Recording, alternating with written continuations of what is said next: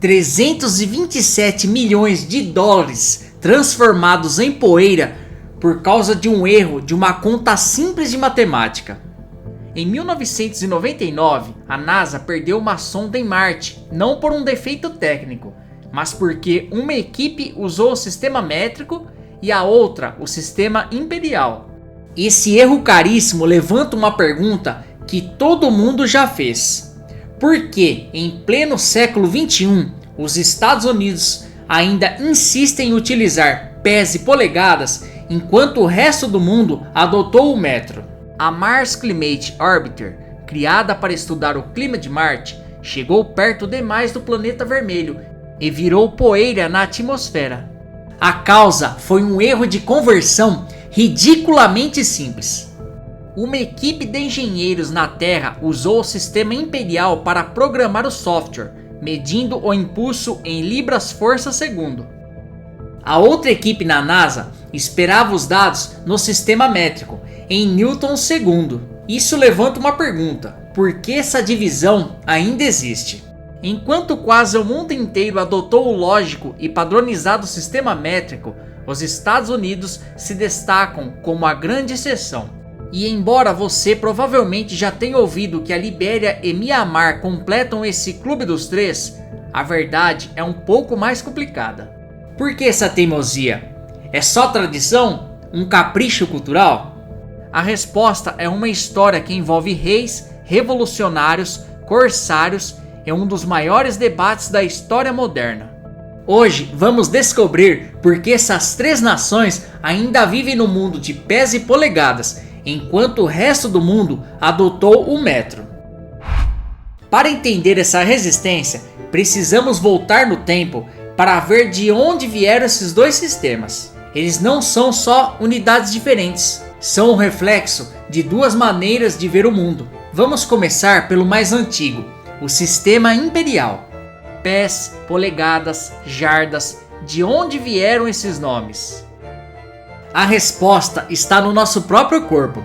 Há milhares de anos, as primeiras unidades de medida eram baseadas em partes do corpo humano, as ferramentas de medição mais convenientes que existiam. A polegada, por exemplo, era a largura de um polegar. O pé, bem, era o comprimento de um pé. Uma lenda famosa e provavelmente falsa diz que o rei Henrique I da Inglaterra decretou que a jarda seria a distância exata da ponta do seu nariz até o seu polegar com o braço esticado. Era um sistema intuitivo, sem dúvidas. Um carpinteiro poderia utilizar as próprias mãos para fazer uma estimativa. A base 12 da polegada, 12 polegadas em um pé, também era ótima para divisões, já que 12 pode ser dividido por 2, 3, 4 e 6. Mas essa conveniência tinha um problema: o caos. Como todos nós sabemos, os pés e as mãos das pessoas são diferentes uma das outras, né? Isso gerava uma confusão sem fim entre o comércio e os impostos. Foi o Império Britânico que em 1824 finalmente padronizou o sistema imperial para organizar o comércio em suas colônias, espalhando pés e polegadas pelo mundo.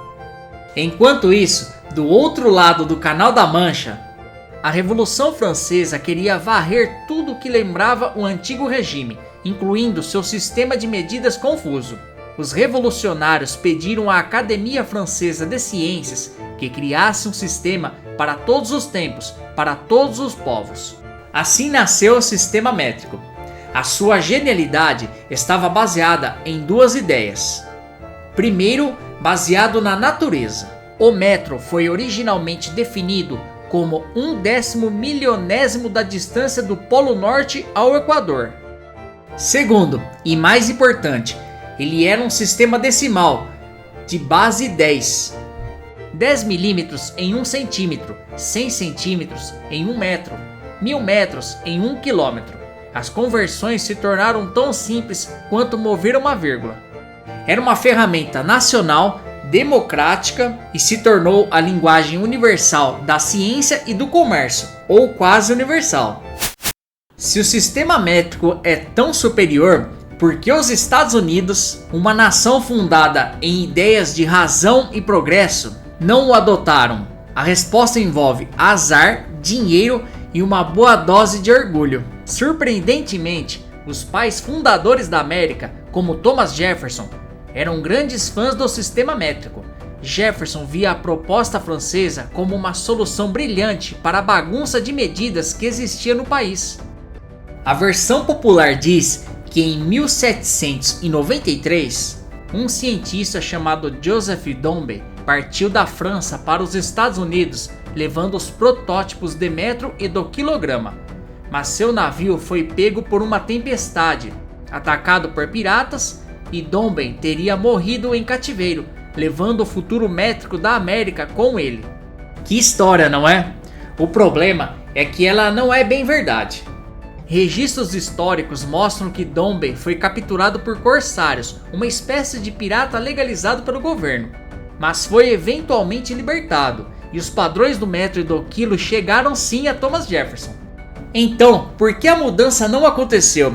A verdade é um pouco menos dramática. Uma combinação de timing político, falta de urgência e mais tarde, custo.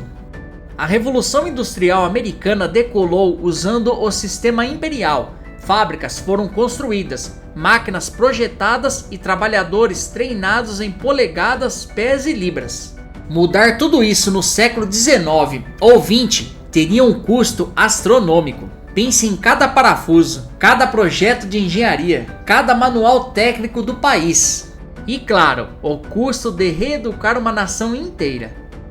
Desde a receita de bolo da vovó até os livros escolares, a inércia era simplesmente gigantesca. O terceiro fator é cultural. Por muito tempo, os Estados Unidos foram uma economia enorme e relativamente isolada. O mercado interno era tão grande que se alinhar com padrões internacionais não era prioridade. Some-se a isso um traço conhecido como excepcionalismo americano. A ideia de que os Estados Unidos são únicos e não precisam seguir os outros. Para alguns, adotar um sistema estrangeiro, criado na França, seria um sinal de submissão.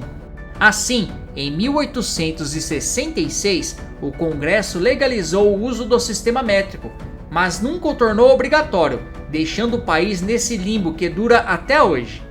Mas e as outras duas nações que sempre aparecem nessa lista? Suas histórias são bem mais diretas. A Libéria, na África Ocidental, tem uma conexão única com os Estados Unidos. Foi fundada como um lar para ex-escravizados americanos. Por isso, os colonos trouxeram consigo a cultura, o governo e, claro, o sistema de medidas dos Estados Unidos. A Libéria adotou o sistema imperial por herança, não por escolha. Já o caso de Mianmar, antiga Birmânia, é um legado do Império Britânico. No entanto, ao contrário do que se pensa, o país não está agarrado ao passado. Mianmar adotou oficialmente o sistema métrico e está em um lento processo de transição, que tem sido atrapalhado pela instabilidade política. Na prática, o sistema métrico já é usado em muitos setores do governo e do comércio. Isso torna a posição dos Estados Unidos ainda mais singular. Não se trata de um legado colonial passivo, mas de uma escolha contínua de uma superpotência global de se manter diferente do resto do mundo. Agora, se você acha que os Estados Unidos são um país 100% imperial, está enganado. A realidade é uma verdadeira salada de medidas, um sistema híbrido que funciona no dia a dia. No mundo da ciência, da medicina e até mesmo no exército, o sistema métrico é o padrão. Cientistas publicam pesquisas em metros e gramas, e a própria NASA aprendeu a lição e hoje usa o métrico na maioria de seus cálculos. Mas saia do laboratório e entre na vida cotidiana. O Império contra-ataca. Americanos medem sua altura em pés e polegadas. As estradas são marcadas em milhas. A gasolina é vendida em galões. Na construção, tudo é em pés e polegadas. No supermercado, a confusão é clara. Você compra uma garrafa de refrigerante de 2 litros métrico bem ao lado de uma caixa de leite de meio galão imperial. As telas são vendidas em polegadas e o futebol americano em jardas. Essa dualidade não é exclusiva dos Estados Unidos. O Reino Unido, berço do sistema imperial, também vive em um estado de transição, com estradas em milhas e postos de gasolina em litros. Isso mostra que mudar um sistema de medidas é um processo muito lento, que pode levar gerações. Então, por que os Estados Unidos usam pés e polegadas? Como vimos, é uma mistura de fatores. Um acidente histórico que não foi muito bem como contam. Segundo, um custo gigantesco em converter uma nação já industrializada. E por fim, uma forte identidade cultural. Para a Libéria e Mianmar, é um eco colonial, que eles estão em seu próprio ritmo deixando para trás. Mas e você? O que acha disso? Você acha que os Estados Unidos finalmente deveriam adotar o sistema métrico para se alinhar com todo o resto do mundo? Deixe sua opinião aqui nos comentários, queremos saber. Se você gostou de saber mais essa curiosidade e achou o vídeo útil, deixe aquele like e se inscreva no canal. Aproveite e ative o sininho de notificações para você continuar recebendo mais vídeos de curiosidades daqui. Obrigado e até a próxima!